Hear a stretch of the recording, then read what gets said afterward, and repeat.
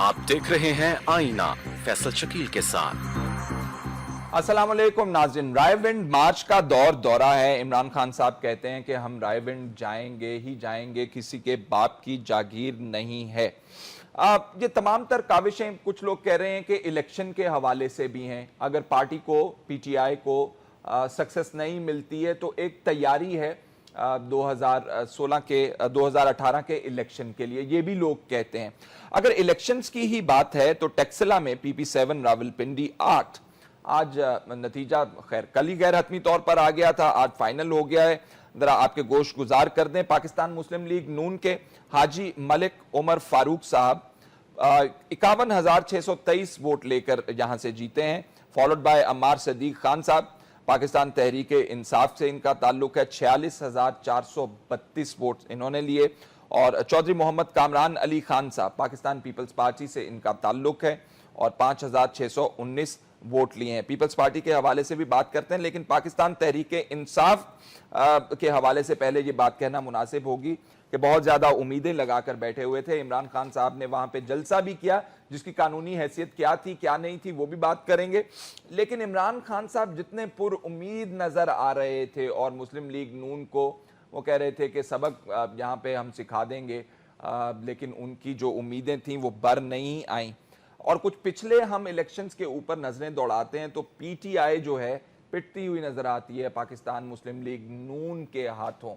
अगर यही ट्रेंड है और इमरान खान साहब के धांधली के इल्जामात को भी हम सामने रखें तो फिर आगे क्या सूरत हाल बनने वाली है। आगे 2018 के इलेक्शंस जो हैं वो कमोबेश यही मशीनरी होगी जिसके तहत इलेक्शंस हो रहे होंगे। ये सूरत हाल फिर वही नतीजा निकलेगा, धांधली धांधली धांधली के इल्जामात वाला। सबसे पहले हम कोशिश करते हैं कि ये जो इलेक्शन हुआ है इससे जरा ट्रेंड गेज करने की कोशिश करते हैं कि ये तहरीक इंसाफ की पॉपुलैरिटी ग्राफ बढ़ रहा है, मुस्लिम लीग नून जो है उसका पॉपुलैरिटी ग्राफ बढ़ रहा है, पनामा लीक्स भी जो हैं वजीर आजम के खिलाफ इल्जामात के हवाले से वो भी कोई कारगर साबित नहीं हो रही हैं। ये क्या है, इस पर बात करेंगे। मेहमानों का आपसे तारुफ कराए देते हैं। गुलाम सरवर खान साहब, मेंबर कौमी असम्बली, पाकिस्तान तहरीक इंसाफ से इनका ताल्लुक है, बहुत शुक्रिया, उनके साथ तशरीफ रखते हैं। कंवर दिलशाद साहब, साबिक secretary election commission of Pakistan, thank you very much. जान अचकजई साहब, रहनुमा पाकिस्तान मुस्लिम लीग नून। सरवर साहब, ये क्या हुआ? इमरान खान साहब को आपने कुछ और बताया और हो कुछ और गया। इमरान खान साहब इतने पुरुमीद नजर आ रहे थे वहां पे, कह रहे थे कि ये तो बस हम सीट ले गए। कोई ऐसी चीज मैंने बताई नहीं, लेकिन लोग बताते हैं। ठीक है, इमरान खान साहब जिस जलसे में तशरीफ लाए थे वो टेक्सला की तारीख में एक बेमिसाल जलसा था। बेमिसाल जलसा था, बेमिसाल। इससे पहले उसी मैदान पे बेनज़ीर भुट्टो साहबा का जलसा भी हुआ, PMLN के भी जलसे होते रहे, सेकंड डे PMLN का जलसा भी था, टोटल फ्लॉप शो था। तो जलसा और तमाम चार्ज लोग, तो फिर उससे बंदा यही अंदाज़ा लगा सकता है कि इंशाअल्लाह ताला हम यहाँ बेटर पोजीशन में। और पास हिस्ट्री भी यही है। देखें, इस कॉन्स्टिट्यूंसी में हमने नेशनल असम्बली और दोनों प्रोविंशियल असम्बलीज जीती, 100% रिजल्ट था। ये सीट हमने 2008 में भी जीती निसार से, यही सीट हमने 2002 में भी जीती निसार से। ये निसार की अपनी होम कॉन्स्टिट्यूंसी है, चक्री इसमें है, मेरा गाँव इसमें नहीं है, चक्री गाँव इसमें है। तो ये 3 बार सीट्स हमने ये जीती, लेकिन क्लोज मार्जिन से, नेक टू नेक जीती, क्लोज फाइट से जीती। और अभी रिसेंटली जो लोकल बॉडीज़ के इंतखाबात हुए, इस कॉन्स्टिट्यूंसी में टेक्सला कैंट आता है वो हमने जीता है, टेक्सला सिटी आता है वो हमने जीता है, टेक्सला की यूनियन काउंसिल्स आती हैं लोकल बॉडीज़ में, वो हमने जीती हैं। तो ट्रेंड्स तो हमारा जीतने का था। लेकिन देखिए ना, इलेक्शन अगर लेवल प्ले फील्ड हो तो फिर तो ठीक है। एक तरफ एक बंदा नेता हो और दूसरी साइड पे फुली आर्म्ड हो।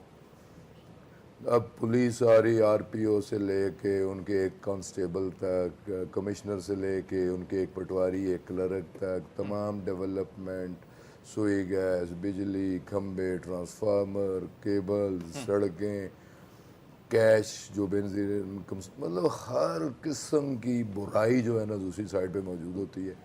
और उसके ख़िलाफ़ लड़ना, मैं तो कहता हूँ कि आप लोगों को खराज तहसीन पेश करना चाहिए जो इन माफियाज़ के सामने खड़े होते हैं।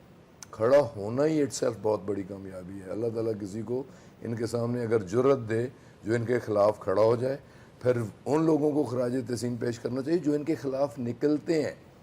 ये तो जिस तरह कराची में MQM माफिया था, मुझसे भी लोग पूछते हैं ये कैसे जीत जाते हैं। मैं कहता हूँ कि अल्ताफ हुसैन बैठा होता है लंदन और A को कहते हैं रिज़ाइन करो, B को,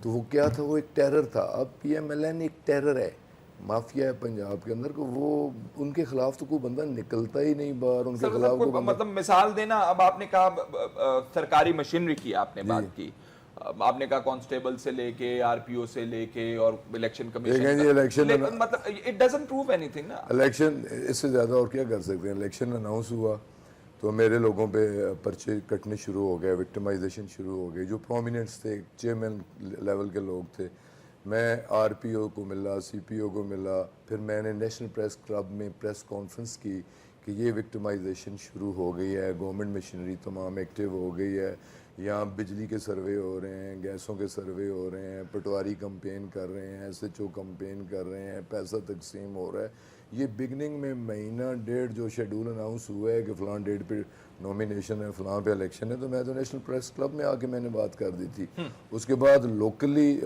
भी मैंने वक्तन फ़वक्तन प्रेस कॉन्फ्रेंसेस में मैं लोगों को बताता रहा कि ये। मैं आपसे कमर दिलशाद साहब पूछना चाहूँगा, जो ये नरेट कर रहे हैं, सरकारी मशीनरी के बारे में बात कर रहे हैं, फिर फंड्स के इख्तियारात, फंड्स देने के हवाले से बात कर रहे हैं, तो ये इलेक्शन से पहले ये तो चीज़ें चलती रहती हैं, तो इसका इम्पैक्ट की बात करो, अंडरलाइन कर रहे हैं, इम्पैक्ट होता है इसका इलेक्शन के अंदर?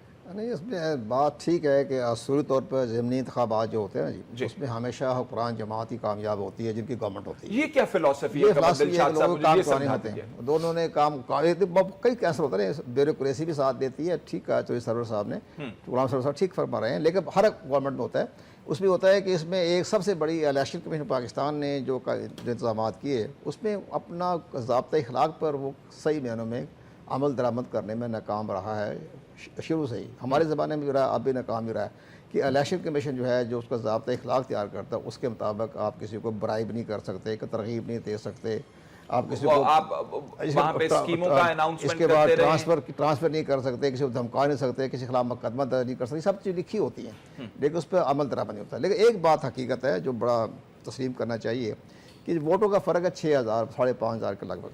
इससे ये मालूम हुआ है कि तहरीक इंसाफ पाकिस्तान की दूसरी सियासी जमात बन के सामने आ गई है, और पाकिस्तान में अब दो जमाती निज़ाम जो है वो उभर के सामने आ गया। पीपल पार्टी का बिल्कुल सफाया हो गया, और यहाँ पीपल पार्टी के उम्मीदवार जो हैं उनकी ज़बान ज़ब्त हो गई। उनको कम से कम 24,000 वोट लेने चाहिए थे, वो 5,000 वोट लिए, उनकी ज़बान ज़ब्त हो गई। क्या मतलब क्या होता है जी जमानत जब्त हो जाना?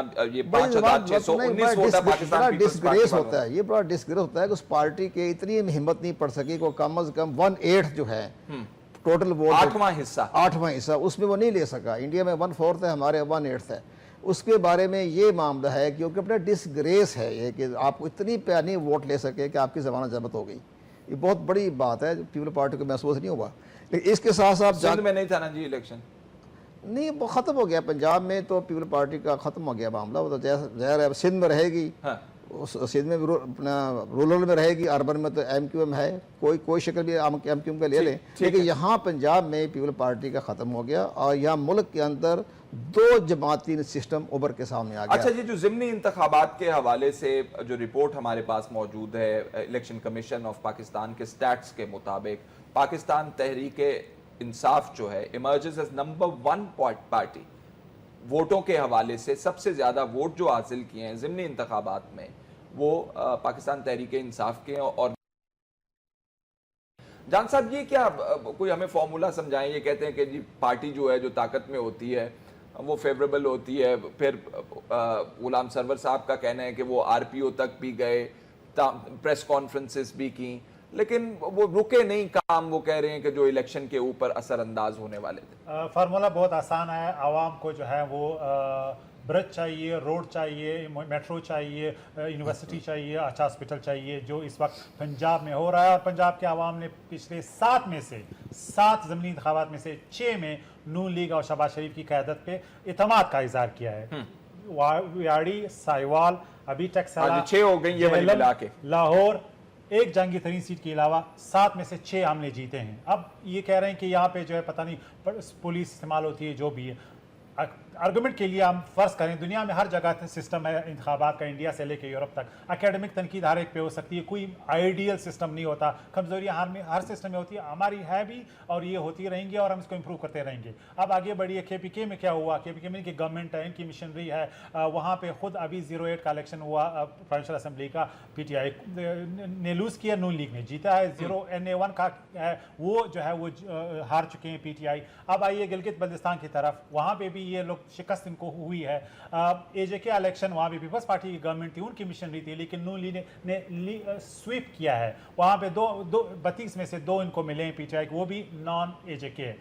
बलूचिस्तान में इनके PTI के प्रोविंशियल प्रेसिडेंट थे, बहुत इन्फ्लुएंशियल सरदार थे, वो अपनी सीट खो चुके हैं। वहाँ पे हमारी कोalition गवर्नमेंट है, AJK और गिलगित बल्तिस्तान में हमारे नहीं है। तो कहने का मकसद ये, पहली बात ये कहना कि ये ट्रेंड एक फैक्ट जाहिर करता है, वो ये कि आवाम जजमेंट करते हैं, बेहतर जजमेंट करते हैं, वो आपकी तरजीहात देखते हैं, वो देख रहे हैं कि आपका जो नैरेटिव है वो उस वक्त आवाम के मसाइल को हल करने के लिए नहीं है। एक बात। दूसरी बात ये कि मिशनरी अगर एक सूबे में इस्तेमाल होती है, दूसरे सूबे में भी इस्तेमाल हो सकती है, क्योंकि वही पुलिस है, वही इंतजामिया है, वही ब्यूरोक्रेसी है, फेडरल PSPs हैं, प्रोविंशियल PSPs हैं। ये तो नहीं है कि पंजाब की एक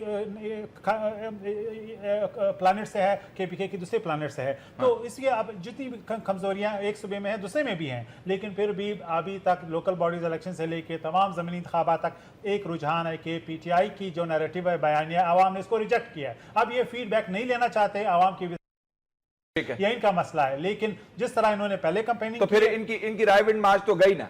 देखिए, आपके आर्गुमेंट के मुताबिक अगर ये रिजेक्ट हो गए हैं तो फिर राय विंड मार्च भी इनका फ्लॉप हो गया। आवाम का फीडबैक लेना हर सियासी पार्टी की जिम्मेदारी भी है, और सियासी पार्टी इक़्तिदार की हसूल के लिए कोशिश करती है, जो कोई बुरी बात नहीं है। हमने प्रोग्राम ही इसी चीज से शुरू किया था कि इमरान खान साहब बहुत ज्यादा पुरुमीद थे और इस चीज के हवाले से। अल्फाज क्या थे कि ये रेफरेंडम है PMLN के खिलाफ, रेफरेंडम, अब आप रेफरेंडम लूज कर चुके हैं, तो इसका मतलब ये है कि क्या मार्च में फ्लॉप हो जाएगी। ये बात करते हैं, ठीक है, मैं ब्रेक लूं कि ये राय विंड मार्च के ऊपर क्या इंपैक्ट होगा, आपकी पॉपुलैरिटी गिर रही है या नहीं गिर रही है। मुझे ये बताइए, आपने जिस सरकारी मशीनरी के हवाले से खदशात का इजहार किया है कि वो असरअंदाज हुए हैं टेक्सला अभी ये इलेक्शन के ऊपर, PP7 के ऊपर, तो जो 2018 में आपने इलेक्शन लड़ने जाना है वो मशीनरी आपके खिलाफ में मुख्तलिफ होगी। आपने तो इक्वेट कर दिया। एक जुमला इसमें मैं आ रहा हूं, आप 2013 में ये जीत चुके हैं, वहां पे भी हमारी मिशनरी हमारे कब्जे में थी, PMLN की गवर्नमेंट थी। 13 में जीत चुके हैं, 2007 में जीत चुके हैं, 2002 में जीत चुके हैं, 25 इलेक्शन जीत चुका हूँ, 25 लोकल बॉडीज। तो अगर मिशनरी उस वक्त थी, आज भी है। अच्छा जी, पहली बात तो ये मैं करना चाह रहा हूँ कि कमर दिलशाद साहब का ताल्लुक इलेक्शन कमीशन के साथ है, काबिल एहतराम है, और इलेक्शन कमीशन आज तक कोई भी इलेक्शन फ्री एंड फेयर नहीं करवा सका आज तक। आपकी बात सुप्रीम कोर्ट ने तो नहीं मानी सरवर साहब। कोई माने या ना माने, मैं डायरेक्ट इफेक्टिव हूँ, मैं एक स्टेक होल्डर हूँ। मैं अपने आपने कितने इलेक्शन लड़े हैं? मैं जी लोकल बॉडी 79 से लेके आज तक जितने भी इलेक्शन हुए मैंने छोड़ा कोई इलेक्शन नहीं, और मोस्टली मैं जीता हूँ। और कोई भी इलेक्शन क्रेडिबल नहीं है, कोई भी election free and fair election नहीं है। मैं 2 मिसालें इसी इलेक्शन की, मैं पीछे ज्यादा। अब आप फिर पैसों की भी हमें बात बताइएगा, अगर आपने इतने इलेक्शन लड़े हैं तो पैसे कितने लगाते हैं आप इलेक्शनों में? जो सबसे कम होते हैं वो मैं लगाता हूँ, क्योंकि हम तो 24 आवर्स इलेक्शन में होते हैं, हर वक्त हम पैसे खर्च करते हैं, हर वक्त लोगों को अवेलेबल है। मैं मिसाल इसी की देता हूँ। मैंने इस बार इलेक्शन कमीशन को लेटर लिखा, पार्टी की तरफ से सेक्रेटरी जनरल ने लिखा, जैसे पोलिंग स्टाफ है, पिंडी की 7 नेशनल असेंबलीज की सीट हैं, जिसमें से 2 हमारी हैं, जहाँ से निसार जीता है, 52 और 53। हमने कहा जी कि free and fair election demand करते हैं कि इन 2 सीट्स के लोकल्स जो हैं वो हमारे प्रिजाइडिंग अफसर्स APOs नहीं होने चाहिए, स्टाफ पोलिंग स्टाफ लोकल नहीं होना चाहिए, ठीक है, आउटसाइड द कॉन्स्टिट्यूएंसी। एक मेरी फेयर डिमांड प्रिंसिपली उन्होंने एग्री किया। नॉट अ सिंगल, सारे लोकल थे, नहीं मानी गई, नहीं मानी गई। फिर मैंने कहा मेरे पास इंडस्ट्रियल एरिया है, हैवी डिफेंस रिलेटेड इंडस्ट्रीज हैं, मेरा शेड्यूल आपने किया 26 को सितंबर को, मंडे है, 1 डे बिफोर कर लें, संडे कर लें, छुट्टी होगी, गवर्नमेंट पे भी कोई बोझ नहीं पड़ेगा, बाय इलेक्शन है, टर्नआउट ज़्यादा होगा, लोग ज़्यादा निकलेंगे, मुझे पता था कि लोग हमें वोट देंगे। बारहा रिक्वेस्ट की, 1 डे बिफोर नहीं किया, इलेक्शन शेड्यूल एक दिन मैंने कहा पहले कर दें, तमाम स्टेक होल्डर्स एग्री थे, वो नहीं किया। फिर मैंने कहा जी छुट्टी कर दें, मंडे छुट्टी कर दें, कहा गया, छुट्टी नहीं की। फिर सोमैसो के एक पोलिंग स्टेशन से, एक पोलिंग स्टेशन की मैं अब हवाला दे रहा हूँ, मैरा क्लाउस पोलिंग स्टेशन का नाम है, उसमें एक बंदे से बैलेट पकड़े गए और पकड़े आर्मी वालों ने पकड़ के पुलिस के हवाले किया। पुलिस ने बजाय इसके, और वो प्रिजाइडिंग अफसर के नोटिस में और आरओ के नोटिस में मैंने खुद दिया कि इस बंदे से बैलेट कि पेपर फलां पोलिंग स्टेशन पे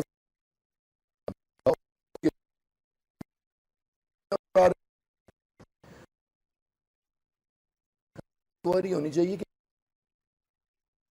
6 बजे छोड़ दिया गया। ना इलेक्शन कमीशन ने उस पर एक्शन लिया, ना पुलिस ने एक्शन लिया, ना गवर्नमेंट ने एक्शन लिया। मैं कैसे कहूँ कि ये इलेक्शन फ्री एंड फेयर है? तो जहाँ तक इलेक्शन कमीशन है, जब तक इसे ऑटोनोमस अदारा नहीं बनाया जाएगा। ऑटोनोमस तो अच्छा है, नहीं है ये, नहीं देखें जी, ये किताबों में है। वो किताब, ये बेसिकली माजरत के साथ ये फैसिलिटेटर हैं, गवर्नमेंट को फैसिलिटेट करते हैं। जो गवर्नमेंट कहती है, गवर्नमेंट को अगर यही इलेक्शन कमीशन है, यही इसकी कंपोजिशन है, कानून के मुताबिक यही इसके इख्तियारात हैं, इसी तरह का इलेक्शन कराना है। इसके बाद जैसे मैंने कहा 25 में लड़ चुका हूँ, 25 और लड़ लें, कोई इलेक्शन फ्री एंड फेयर नहीं होगा। और पाकिस्तान में आप जीत जाते हैं, पाकिस्तान मैं जीत, जिसमें जीत जाते हैं वो तो फ्री फेयर हुआ ना। मैं 13 में जीता हूँ, मैं लोकल बॉडीज जीता हूँ, मैं 2008 में जीता हूँ, 2002 में जीता हूँ, मैं 96 में जीता हूँ, मैं 93 में जीता हूँ, मैं 90 में जीता हूँ, मैं बेशुमार इलेक्शन जीता हूँ। मैं जीता कैसे हूँ इनसे? मैं तो माफिया के खिलाफ लड़ता हूँ, मैं तो फाइटर हूँ, और मैं मुस्लिम लीग एक माफिया, जैसे मैंने कहा, मैं इसके खिलाफ। फिर वो बात सही हो गई ना कि ऑर्गेनाइज नहीं है ये। नहीं, देखें इसमें बेसिक जो बात है, देखें अभी आपका ये क्वेश्चन तो खैर नहीं आया।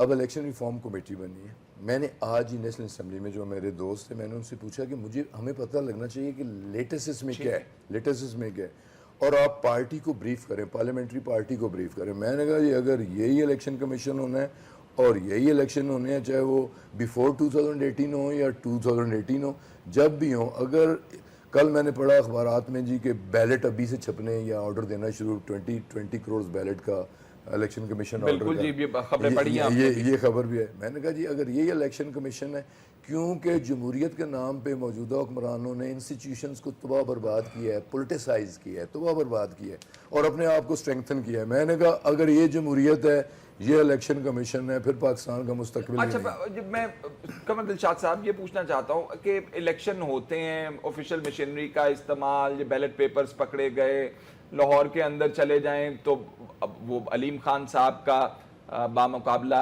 अयाज सादिक साहब का इलेक्शन, आप वहाँ लोकल से जाके पूछ लें, किसी को मोटरसाइकिल मिल रही है, किसी को साइकिल मिल रही है, किसी को नकदी मिल रही है। मेरा ख्याल है कि बहुत ईद और मौज मेले वाला इलेक्शन था, मेरा ख्याल तारीख का सबसे महंगा तरीन इलेक्शन। तो ये इलेक्शन कमीशन ऑफ पाकिस्तान की कोई जिम्मेदारी नहीं बनती, आप आंख बंद करके बैठे रहते हैं, क्या होता क्या है इलेक्शन कमीशन ऑफ पाकिस्तान के अंदर? नहीं, इसमें सारी बात है। हमारे दोस्त जान आपको पता है, अच्छी इन्होंने मुताला किया है कमीशन के बारे में, और इसी तरह गुलाम सरोवर साहब ने बात की है। इसके बाद थोड़ी बात मैं गुजारिश करूँ कि इलेक्शन कमीशन पाकिस्तान के पास इख्तियार तो बहुत ज़्यादा हैं आइनी और कानूनी तौर पर। हमारा जो रिपीटेशन ऑफ पीपल एक्ट है बड़ा भरपूर पावर देता है पाकिस्तान इलेक्शन कमीशन को, और आप हैरान होंगे कि हमने यही जो हमारे कानून थे, ये मैंने बांग्लादेश को भी, श्रीलंका को भी और नेपाल को इलेक्शन कमीशन को हमने प्रोवाइड किए उनके रिक्वेस्ट पर। उन्होंने उस पर इसी बेस पर इंतखाबात करवाए अपने मुल्क के अंदर, उनका विल पावर थी। उनको आपने बताया हम इसका इलेक्शन करवाएंगे, आइंदा जो भी इंतखाबात हो गए, हमने हमेशा कहा है कि विल पावर नहीं है। अब जहाँ तक इलेक्शन एक्सपेंसेस के बारे में बांग्लादेश ने तो उसके मुताबिक बड़ा लेटेस्ट पर अमल करके दिखा दिया। हमारे यहाँ यह है कि अगर कोई दूसरी हमायत भी करेगा उस पार्टी के कैंडिडेट की, वो भी खर्चा उसी में शामिल किया जाएगा। ठीक है, लेकिन यहाँ कोई एक्शन नहीं किया। अब आपने मिसाल दी लाहौर की NA 122 की, ठीक है, करोड़ों रुपया खर्च हुआ, लेकिन उस एक्सपेंसेस के बारे में इलेक्शन कमीशन ने कोई एक्शन नहीं लिया।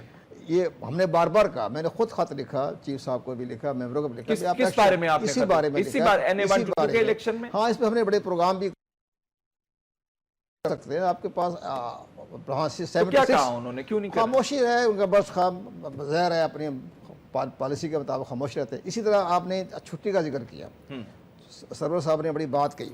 इलेक्शन कमीशन की रवायत हमारे ज़माने में ये रही है कि हम संडे को इंतखाबात करवाते थे। ठीक, ये संडे की जगह मंडे को कराया गया, जुमे को नहीं होता। उन्होंने कहा इंडस्ट्रियल एरिया है, और उन्होंने रीजन भी दी, जुमे को हम नहीं करवाते, जुमे को डेट नहीं रखी जाती। ठीक है, लेकिन ख्वाह कौमी असम्बली हो या जनरल इलेक्शन भी हो, या बाई इलेक्शन पे हो, जुमे को नहीं होता, लेकिन संडे को हमेशा शेड्यूल में रखा जाता है ताकि आराम से लोग अपने वोट कास्ट कर सकें। बाकी छुट्टियाँ दे देते हैं लेकिन बात तो नहीं देते। एक तो बड़ी अहम बात ये बाकी रह गया कि ज़ाब्ता इखलाक में अगर सही तौर पर इलेक्शन कमीशन उस पर कार्रवाई करना चाहे तो कर सकता है, लेकिन बाज़ मसलत को शिकार है, बात वो नहीं करते।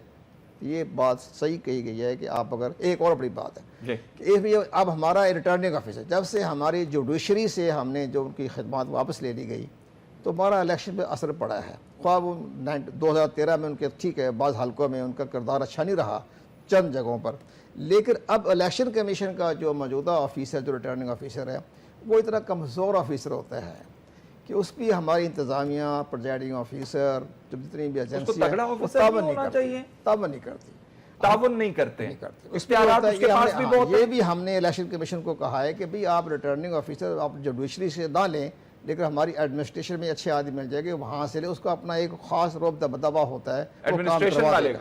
अब जैसे इन्होंने बताया अब रिटर्निंग ऑफिसर हमारा इलेक्शन कमीशन का है तो उसका तो बेचारे की बात ही कोई नहीं सुनता ना, वो ज़ाहिर है कमज़ोर आदमी है, लेकिन वो DMG ग्रुप का है तो उसकी बड़ी ख़ास वैल्यू होती है। ये कमजोरी कहाँ से आती है? बात ही होती है कि भाई इलेक्शन का इंतजामी तौर पर बड़े इख्तियारात होते हैं, लेकिन उसको इख्तियारात को इस्तेमाल ना कर सके तो कमजोरी आ जाती है ना। जाना चकज़ई साहब, ये तमाम लूप होल्स जिनके हवाले से हम बात कर रहे हैं, इन्हीं के साथ 2018 के आप इलेक्शन में जा रहे हैं, क्या क्लेम कर रहे हैं आप लोग? दो बातें, एक ये कि इस पूरे निज़ाम में कमज़ोरियाँ हैं, जो हमारी क्वालिटी है लेबर की, ब्यूरोक्रेसी की, स्टाफ की, वो हमारे सामने है। जिस तरह हमने ये निज़ाम पे जितना काम किया है उतना ही ये इवॉल्व हुआ है।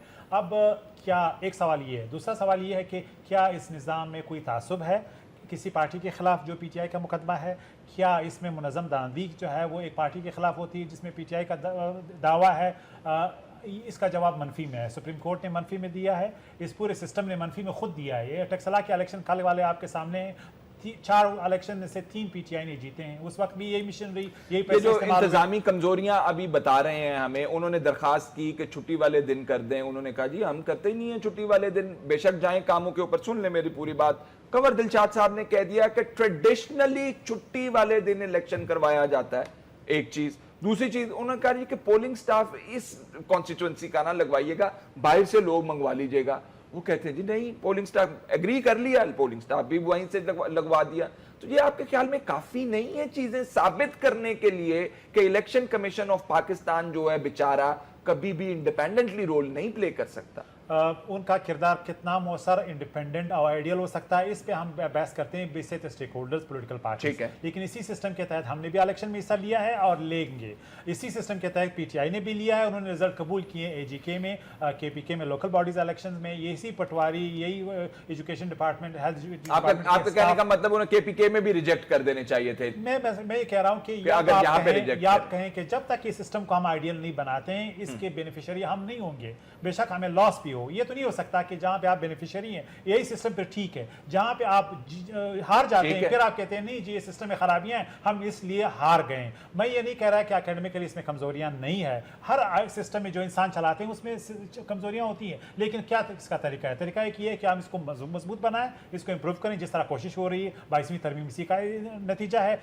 क्या ये हर पार्टी को ख्वाहिश मुताबिक हो सकता है? बिल्कुल नहीं हो सकता। उसके लिए आपको इत्तेफाक की राय की जरूरत है, फिर पार्लियामेंट, फिर हमारी पॉइंट स्कोरिंग है। अच्छा, इसके साथ क्या हम कोई और मुतबादिल ला सकते हैं? शॉर्ट टर्म में फिर सियासी पार्टियों का फैसला नहीं हो सकता, इसको लिए लॉन्ग टर्म को आपको पॉलिटिकल इकोनॉमी को इंप्रूव करना है, सियासी पार्टियों को एतमाद में लाना है, पार्लियामेंट में आपने कानून साजी करनी है, न कि सड़कों पे आपने इसको मुकदमा बना के अपनी हार को जो है अपनी जो आपकी जो इस दफा मुकदमा मुख्तलिफ है वो आप जो है लोगों को साबित करें। आप ये मानना पड़ेगा कि आपका मुकदमा सही नहीं था आवाम के पास, उन्होंने आपके जो नैरेटिव है वो एक्सेप्ट नहीं किया, आपने डिलीवर नहीं किया। एक सियासी पार्टी जो भी नारा लगाती है अल्टीमेटली उसका गोल इख्तिदार तक पहुंचना होता है, जो बुरी बात नहीं है। अगर आप इख्तिदार तक नहीं पहुंच रहे हैं, जो अभी तक लग रहा है कि तमाम इलेक्शन आपने हारे हैं, कि इसका मतलब ये कि लोगों को ज़मीनी इंतखाबात, इसका मतलब ये कि लोगों को आपका जो नारा है उस पर एतमाद नहीं है। इसका मतलब ये कि आप एक NGO है, आप एक कैंपेन ग्रुप है, एक सियासी पार्टी जो तैयार है टेक ओवर के लिए। मैं एक ब्रेक ले लूं। नादिन, अफसोस से कहना पड़ता है, हमारे मेहमान इस बात से इत्तफाक करते हैं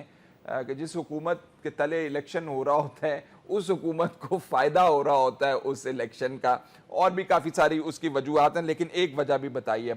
और दूसरी तरफ कहें कि हम एहतसाब करेंगे, अवाम हमारे साथ हैं और अवाम को लेकर हम जाएंगे और इनका एहतसाब करेंगे, मुतज़ाद बातें आपको नहीं लगती हैं?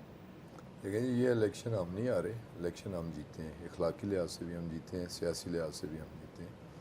और ये कौम इस वक्त हमारे साथ है और ये कौम इस वक्त एहतसाब चाहती है और ये कौम उन लोगों से हिसाब लेना चाहती है कि जिन्होंने इस मुल्क को दोनों हाथों से लूटा है।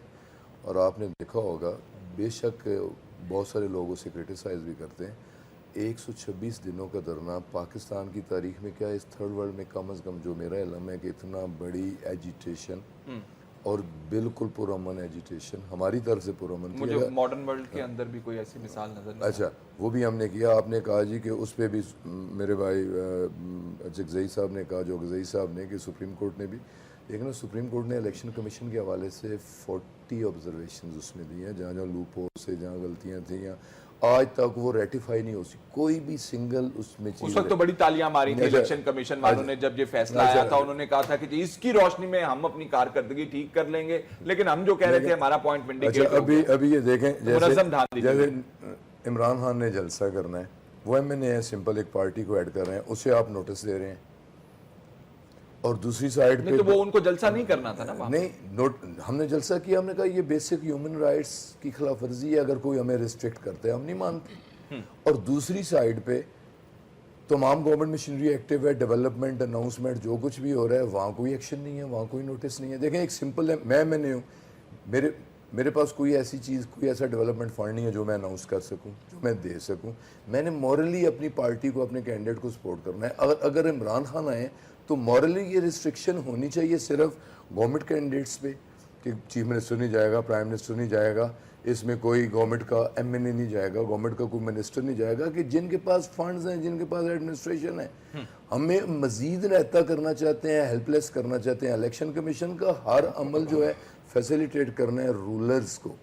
तो जहाँ तक धरने का ताल्लुक है जी, लोगों ने इससे पहले भी प्रूव किया है कि लोग इनके खिलाफ हैं। अब तो हर खास व आम की ज़ुबान पे है कि इस मुल्क के क्या है, दुनिया के सबसे बड़े चोर हमारे हुक्मरान तबके है, और लोग निकलेंगे इंशाल्लाह ताला, लोग जाएंगे। आप भी लेके जा रहे हैं लोगों को? बिल्कुल, लोग खुद जाएंगे, मैंने क्या लेके जाना है। अच्छा, लोग खुद जाएंगे। ठीक। कंवर दिलशाद साहब, ये जब फैसला आया, सुप्रीम कोर्ट ने जो फैसला दिया कि इलेक्टोरल रिफॉर्म्स की भी ज़रूरत है, ये ECP को भी अपना ठीक करना चाहिए, आपके नुकात भी गुलाम सरवर खान साहब ने दिए, क्या कहते हैं आप, क्या हुआ है हमारे निज़ाम के अंदर, क्या तब्दीली आई है अभी तक जिसको हम बुनियाद बना के कहें कि जी हाँ 126 दिन के धरने का ये समर हमें मिला है, ये सुप्रीम कोर्ट ने कहा था, ये चीज़ें काम हो गए? नहीं, ज़ाहिर है कि सुप्रीम कोर्ट ऑफ पाकिस्तान ने अपने फैसले में भी तकरीबन, जहाँ ठीक है इन पर एतराज़ात भी हुए हैं, कंट्रोवर्शन भी पैदा हुआ, उसके स्टेटमेंट में भी आया। अब मेरा ख्याल पॉइंट अभी था, हमें तमाम TV चैनल, बल्कि आपके TV चैनल मैंने बताया था कि सुप्रीम कोर्ट ऑफ पाकिस्तान का फैसला नज़रिया ज़रूरत के तहत आया था।